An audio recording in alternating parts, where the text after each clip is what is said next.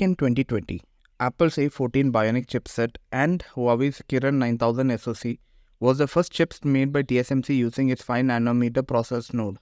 Last year, TSMC produced the only 3nm chip used for smartphones, the A17 Pro, which currently powers the iPhone 15 Pro and 15 Pro Max series.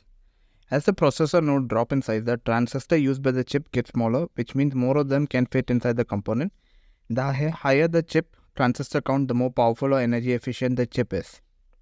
When TSMC went from 5nm to 3nm for the A17 Pro SoC, CPU speeds increased by 10%, GPU increased by 20%, and the neural engine was 2x faster on the iPhone. Just as Apple was the first and only manufacturer to use a 3nm chipset, DigiTimes said that the company will be the first to use a chipset produced by 2nm process node once TSMC starts using 2nm to build chips for client during the second half of 2025. TSMC's 2nm production will debut its GAA transistors, that is gate-all-around transistors, which use vertically stacked horizontal nanosheets to allow the gate to cover the channels on all four sides.